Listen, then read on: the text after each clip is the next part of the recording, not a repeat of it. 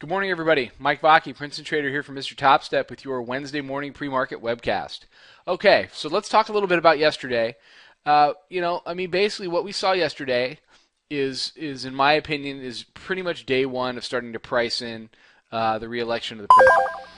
And all we really did, though, and everybody gets upset when we have these big down days, but you have to zoom out and you have to look at the reality of the situation. The reality is that we sold off down to the 100-day exponential moving average here, the yellow line, down at 1402, and we bounced, and we're up about 10 handles off that level right now. So the issue for me today is, can the bulls stay inside the Bollinger Bands? Because we had a pretty sizable Bollinger Band punch yesterday. Can they stay inside the bands and make some progress back up towards the 50-day exponential moving average, or even potentially the middle band up at the 20? So it's really no different than, this kind of a move right here turned on its head. The functionality is the same. Right now, all these rallies are being sold. Just like we saw in this area, we saw dips being bought. If that dynamic continues, you have to respect that dynamic. I don't care if you've been long for a year. I don't care if you don't like to short stocks because you think it's un-American. I hear all kinds of nonsense about getting short. I'm not comfortable being short because it just doesn't feel right to me. Or if that's how you feel, then stay out, because right now we're in a downtrend, and you have to respect that downtrend just as much as you respect any uptrend. Right now, rallies are being sold. So if you want to be long, you can do it, but you have to do it with a very short-term time frame, and you have to do it with a mind to your exit door and know where your risk is at all times, because the rallies are being sold. So, like I said, I'm looking to see what the bulls can do. If the bulls can't hold it and we start to push below the 100, you've really got some air between 1400 and 1370.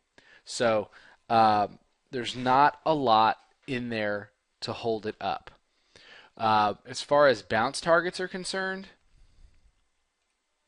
okay, this is a 15-minute chart of the mini, and you can see right now we're in one congestion area, which runs from 1410 up to about 1415. Lot of noise in here, a lot of wood.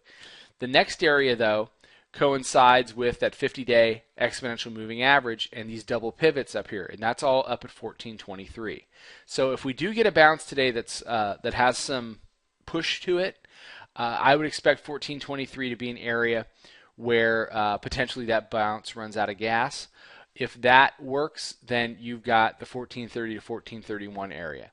So this afternoon is going to be all about the Fed. It's a standard Fed day with a 2:15 announcement. I don't know what they're going to do. Nobody ever knows what they're going to do. If they extend the time frame and they increase the buying after only a month of QE3, I think there's a risk there that the market is going to say, "Uh-oh, we're really in trouble." If they already think that what they took a year to figure out, they already know after a month that it's not enough, I don't think that's going to boost the markets. I think that's going to hurt the markets. Just because it shows that we really are wounded, and that the tape and string that's been holding this thing together for so long is starting to come apart. But that's just one trader's opinion. Okay, but use stops and be hedged today. Don't try to game this report. Don't trade ahead of it. Okay, it's your job as an individual trader to see what the big boys want to do with this kind of move, and go with it if you can, or wait for it to exhaust itself and fade it on the way back down. That's the safest way for individual traders to play something like the Fed or the jobs report. So that's what I'll be doing. Everybody have a fantastic day. Mike Vacchi, Princeton Trader for Mr. Topstep. I'll be back tomorrow morning with another webcast. Trade 'em well, everybody.